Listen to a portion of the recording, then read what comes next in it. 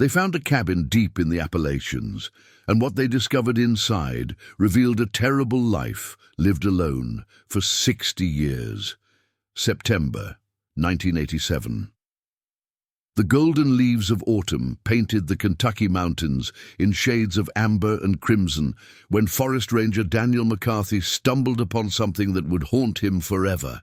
Deep within the most isolated reaches of the Daniel Boone National Forest, where fog clings to the valleys like ghostly fingers and civilization feels like a distant memory, he found a structure that shouldn't exist.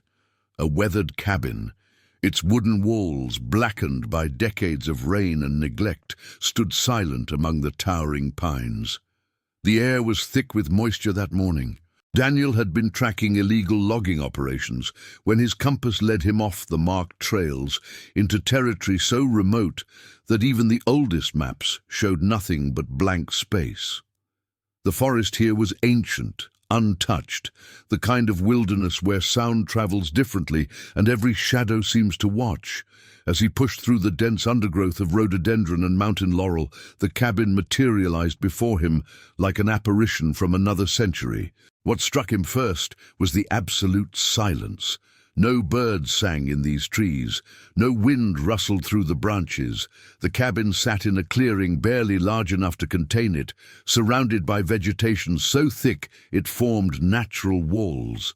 The structure itself was primitive, built from hand-hewn logs that showed the marks of crude tools. A stone chimney crumbled at one end, and the single window was covered with what appeared to be animal hide stretched across a wooden frame. Daniel approached slowly, his boots crunching on fallen leaves that seemed unnaturally loud in the oppressive quiet. The door, constructed from rough planks bound with rusted iron strips, hung slightly ajar. He called out, identifying himself as a ranger, but received no response except the echo of his own voice absorbed by the dense forest. When he pushed the door open, the smell hit him immediately. Decay, mildew, and something else, something human and wrong that made his stomach turn. Inside, the cabin was a single room no larger than 15 feet square. What little light penetrated through cracks in the walls revealed a scene of profound isolation. A crude bed frame held a mattress stuffed with what looked like dried moss and leaves. A stone fireplace occupied one wall, its hearth littered with ancient ashes. Shelves fashioned from split logs held jars of preserved food, so old their contents had turned black. And everywhere, scratched into the wooden walls, were marks. Thousands of them, vertical lines grouped in fives, covering every available surface, counting something across decades. But it was the photographs that made Daniel's blood run cold. Tacked to the walls with handmade wooden pegs were dozens of faded images, their edges curled with age and moisture.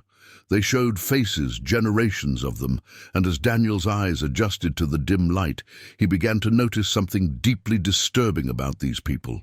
The features repeated in unsettling ways.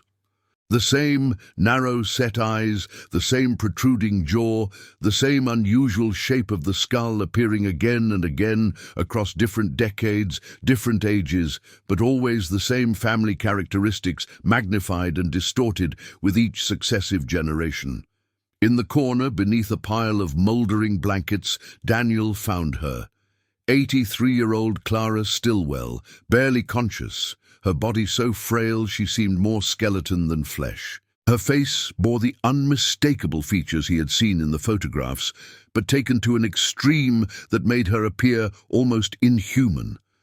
Her skull was elongated and misshapen, her jaw jutted forward at an unnatural angle, and her eyes, clouded with cataracts, sat too close together in a face that evolution had clearly abandoned long ago. Clara could barely speak, her words coming out in a dialect so thick and strange that Daniel struggled to understand. But what he did comprehend chilled him to the bone. She had been born in this cabin. Her parents had been born in this cabin. Her grandparents had built this cabin after fleeing here in the 1820s, and for over 160 years her family had lived here in complete isolation, generation after generation, never leaving these mountains, never seeing another soul from the outside world. The medical team that airlifted Clara out 3 days later would discover the full horror of her existence. DNA tests would reveal levels of genetic similarity that should be impossible in humans. Her parents had been first cousins, their parents had been siblings, and this pattern extended back through at least 6 generations of the Stillwell family, each union between closer and closer relatives, producing children whose bodies bore the terrible cost of such profound consanguinity. Check if you are already subscribed to this channel, because what you are about to discover in the coming chapters will reveal one of the most shocking cases of family isolation and genetic consequences ever documented in American history. A story so disturbing it was kept secret by authorities for over a decade. The story of the Stillwell family began in 1823, when brothers Ezekiel and Josiah Stillwell fled into the Appalachian wilderness to escape justice. Court records from Harlan County, Kentucky, reveal that the brothers had been accused of relations with their own sisters, a crime that carried severe punishment in the deeply religious communities of early 19th century America. Rather than face trial and certain execution, they vanished into the mountains with their sisters Rebecca and Sarah, along with their elderly mother, Prudence. The mountains they chose for their exile were among the most forbidding in North America. The terrain was so steep and treacherous that even native tribes rarely ventured into these valleys. Massive rock formations created natural barriers, and the dense canopy of ancient hemlocks and oaks blocked out the sun even at midday. It was a place where a family could disappear completely, and that is exactly what the Stillwells intended. Historical researcher Margaret Chen spent 5 years piecing together the Stillwell story from fragmentary records and the artifacts recovered from the cabin. What she discovered painted a picture of deliberate isolation taken to an extreme rarely seen in human history. The family Bible found in the cabin, its pages brittle and water-stained, contained birth and death records spanning 6 generations. The entries were written in increasingly crude handwriting, reflecting declining literacy with each successive generation. Ezekiel and Rebecca had 7 children together. Josiah and Sarah had 6. When these children reached maturity, they married each other, brother to sister, first cousin to first cousin, in unions that the family patriarch apparently not only permitted but encouraged. The Bible entries suggest this was not accidental but intentional, a deliberate strategy to keep the family pure and isolated from what Ezekiel's increasingly deranged journal entries called the corrupted outside world. Dr. Robert Halloway, a geneticist who analyzed Clara's DNA along with tissue samples from 3 bodies found buried near the cabin, described the genetic consequences as catastrophic. The coefficient of inbreeding, a measure of genetic similarity, was higher than that typically seen in laboratory animals bred specifically for genetic uniformity. Each generation had seen an increase in homozygosity, the presence of identical gene variants inherited from both parents, leading to the expression of recessive genetic disorders that would normally remain hidden. The physical effects were progressive and devastating.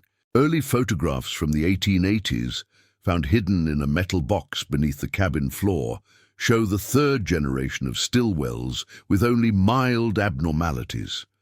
Slightly unusual facial features, perhaps a touch of asymmetry. But photographs from the 1920s show faces that were clearly not right, severely receding chins, eyes set at different heights, facial bones that seemed to grow in the wrong directions. By Clara's generation, born in the early 1900s, the genetic damage was profound. Medical examinations revealed that she had been born with severe skeletal abnormalities, including fused vertebrae, malformed hip joints, and bones that had never properly calcified. Her internal organs were misplaced, her heart slightly off-center, one kidney significantly smaller than the other. She had been deaf in one ear since birth and suffered from chronic seizures that her family had simply accepted as normal. But the physical deformities were only part of the story. Psychological evaluations conducted after Clara's rescue revealed cognitive impairments consistent with generations of inbreeding. Her ability to think abstractly was severely limited, her memory fragmentary and confused. She could remember events from her childhood with strange clarity, but could not understand basic concepts like numbers above 10 or the passage of seasons beyond the simple cycle of cold and warm. What haunted the researchers most was Clara's complete lack of understanding that her life was abnormal. She had no concept of the outside world, no comprehension that other ways of living existed. When shown photographs of cities, cars, or even simple towns, she could not process what she was seeing. Her entire universe had consisted of that 15-foot cabin, the small clearing around it, and the creek 50 yards away where the family had drawn water for generations. The journals kept by various family members over the decades, written in progressively deteriorating English, revealed a family that had developed its own isolated culture. They had their own words for things, their own explanations for natural phenomena, their own rituals and beliefs that bore no resemblance to any known religion or tradition. They believed they were the last true people on Earth, that the outside world had been destroyed by some ancient catastrophe, and that their isolation was sacred and necessary. Among the most disturbing discoveries in the cabin were the recordings. In 1952, someone in the Stillwell family, presumably Clara's father Nathaniel, had acquired a battery-powered tape recorder, likely stolen from an abandoned ranger station or scavenged from hikers who had ventured too close to their territory. Over the course of 15 years, various family members had recorded their voices, creating an audio archive of isolation that researchers found almost unbearable to listen to. The earliest recordings feature Nathaniel's voice, thick with the mountain dialect but still comprehensible, telling stories of his grandfather's time. He speaks of the family's pride in their purity, their determination to remain untainted by outsiders. His words are chilling in their casual acceptance of circumstances that any outside observer would recognize as horrific. He describes his marriage to his sister Abigail as natural and proper, ordained by family tradition. He talks about the children they lost, 6 who died in infancy from complications the family could not understand, their tiny bodies buried in the woods with nothing but stones to mark their graves. Later recordings from the 1960s feature voices that are barely human. The speakers, including a young Clara, have speech impediments so severe that linguists needed months to transcribe the words. The language itself had evolved in isolation, incorporating made-up words and grammatical structures that existed nowhere else on Earth. They spoke of their lives with a matter-of-factness that was deeply unsettling, describing daily routines that revolved around basic survival and the maintenance of family traditions that grew stranger with each generation. One recording from 1967 captured a conversation between Clara and her brother Joseph, who died in 1971 and whose skeletal remains were found in a shallow grave behind the cabin. Their discussion, translated and transcribed, revealed a worldview so limited and distorted that psychologists struggled to classify it. They spoke of the forest as if it were the entire universe, of seasons as if they were living entities with intentions and desires. Joseph mentioned seeing outsiders once, hikers passing through the valley below their mountain, and described them as ghosts or demons, beings from the destroyed world that occasionally manifested to test the family's resolve. The most heart-wrenching recording was Clara's voice from 1973, speaking to her parents who had both recently died of illnesses that would have been easily treatable with basic medical care. Her words, halting and slurred by her malformed jaw and cognitive limitations, expressed a loneliness so profound it was almost unbearable to hear. She talked about being the last one, about maintaining the cabin alone, about the terrible silence that surrounded her now that all the other voices were gone. Anthropologist Dr. Sarah Blackwood, who studied the Stillwell family culture extensively, noted that isolation had created something unprecedented in modern human history. Here was a family that had effectively removed itself from human evolution, creating a closed genetic loop that spiraled inward with each generation. They had their own language, their own culture, their own understanding of reality that bore almost no relationship to the world beyond their mountain. At this moment, listening to Clara's voice describing a life that no human should have to endure, one phrase she repeated stays with everyone who heard it. She said in her broken dialect, "I never knew we was different until they took me away." If you feel moved by Clara's story, leave a comment sharing those words to honor her memory and acknowledge this tragic history. The physical evidence found in the cabin told stories that the recordings could not. Crude medical instruments fashioned from scrap metal suggested that the family had attempted to treat their own injuries and illnesses with devastating results. Bones that had healed incorrectly, teeth that had been pulled without anesthesia, scarring that indicated infections that had somehow been survived through sheer endurance. A ledger book, its pages filled with drawings made by various family members over decades, showed attempts to record their world, but the images were disturbing in their primitive quality and strange perspectives. Forensic analysis of the graves found near the cabin revealed infant mortality rates approaching 70%. Of the dozens of children born to the Stillwell family over 6 generations, less than a third survived past age 5. Those who did live bore increasingly severe genetic abnormalities. Skeletal remains showed bone deformities, fused joints, and growth patterns that deviated wildly from normal human development. When Clara Stillwell's case reached the medical community, it sparked intense ethical and scientific debates that continue to this day. Her DNA told a story that geneticists had previously only theorized about. Dr. James Keller, lead researcher at the University of Kentucky's Genetic Disorders Clinic, published a carefully worded paper in 1991 that described the Stillwell family as an unprecedented case study in the effects of extreme consanguinity on human populations. The numbers were staggering. Clara's genome showed homozygosity levels of over 40%, meaning that nearly half of her genetic material consisted of identical sequences inherited from both parents. In a typical human population, this number hovers around 3%. The implications were profound and disturbing. Recessive genetic disorders that might appear once in a million births in the general population had manifested in Clara and her immediate ancestors with virtual certainty. The physical manifestations documented by medical teams were extensive.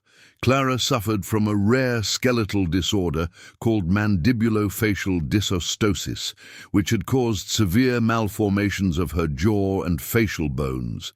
She had retinitis pigmentosa, a degenerative eye condition that had left her nearly blind by age 60. Her bone density was equivalent to that of a woman in her hundreds, fragile and porous, causing her constant pain. She had survived to 83 not through genetic resilience, but through sheer stubborn endurance in an environment that eliminated anyone weaker. Historical geneticist Dr. Patricia Morrison conducted comparative analysis between the Stillwell case and other documented instances of isolated populations.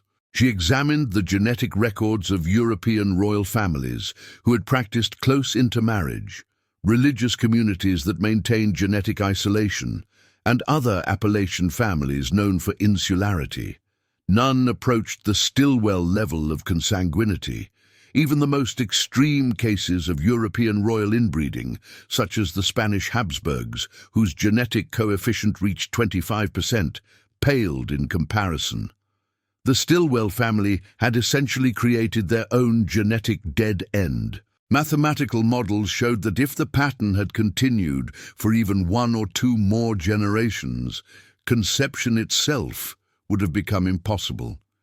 The accumulation of lethal recessive alleles would have made every pregnancy non-viable. The family was approaching what biologists call mutational meltdown, the point at which a population becomes so genetically compromised that extinction is inevitable.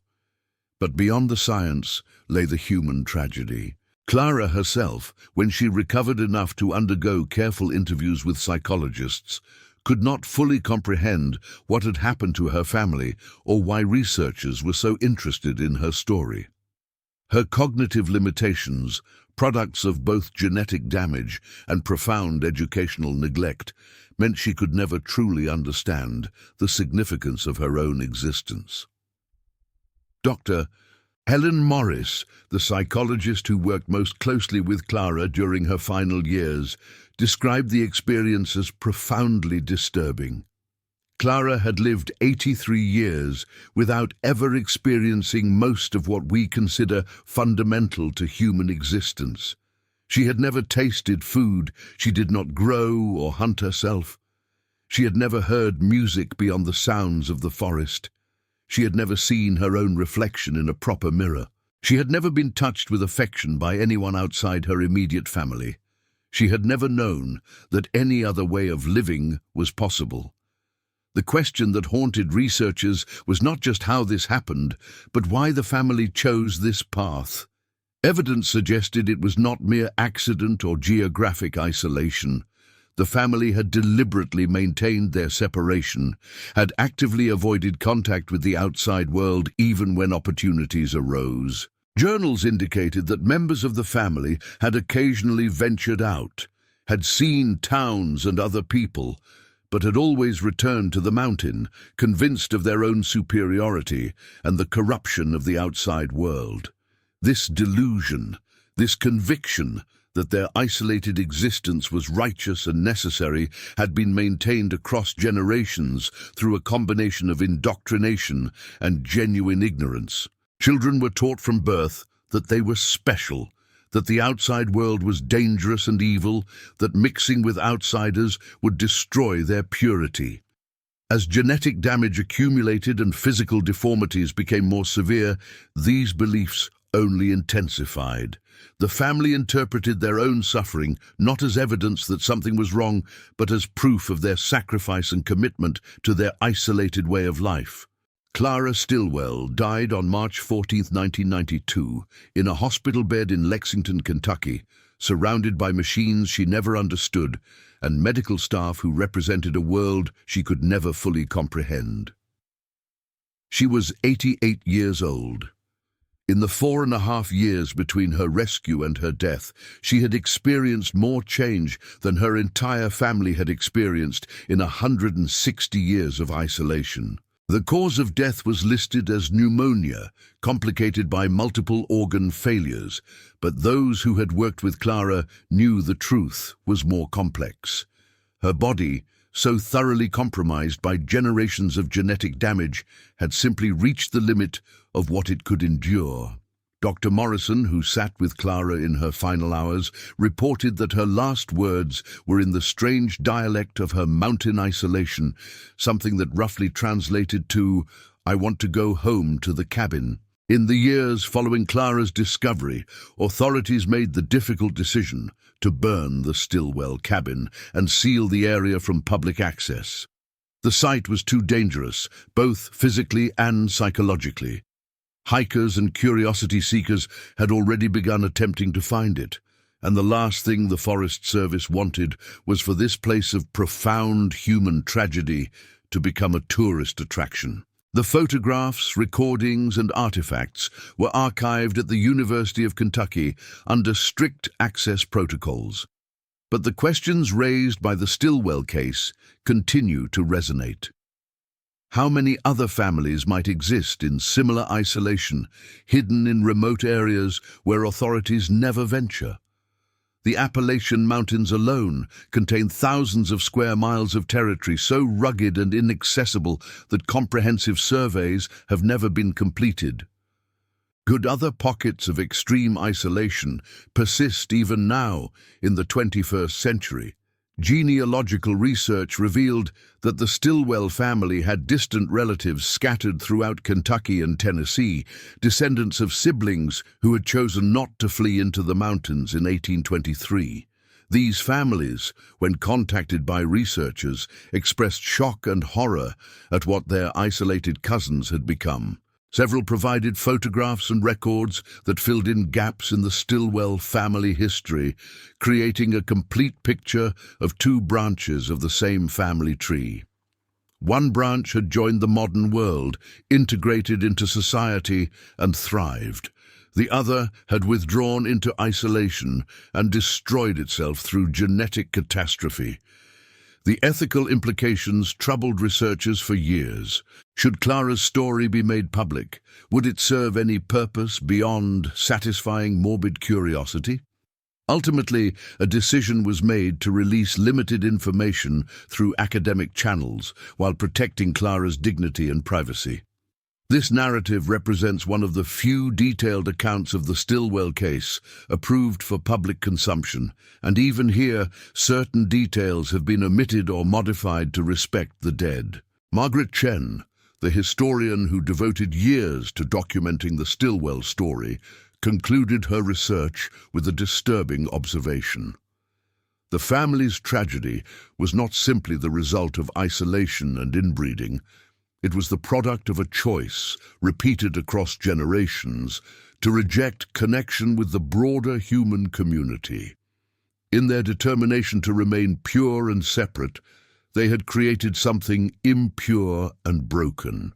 Their story serves as a dark reminder of what humans can become when we sever ourselves from each other, when we convince ourselves that our way is the only way, when we choose isolation over integration. Today, the valley where the Stillwell cabin once stood has returned to wilderness. Young trees grow where the clearing used to be. The creek still runs cold and clear. If you did not know what to look for, you would never guess that humans had lived and died there for over a century and a half. Nature has reclaimed the space and erased the evidence of the Stillwell family's tragic experiment in isolation. But Clara's genetic legacy persists in the samples stored at research facilities, a permanent record of what happens when human populations become too small and too isolated. Her DNA has contributed to our understanding of genetic disorders, has helped researchers identify markers for rare conditions, and has provided cautionary data about the limits of human genetic diversity. If you have watched until this point, you have witnessed one of the most tragic true stories in American history. Check if you are already subscribed to this channel for more deeply researched historical cases that reveal the hidden corners of our past. If you watched until here, leave a comment saying I watched until here so I can know who really appreciates the stories on this channel. Give this video a like if Clara's story moved you, and share it with others who appreciate serious historical documentation. These stories matter because they remind us of the importance of connection, community, and the terrible price of isolation taken to its extreme.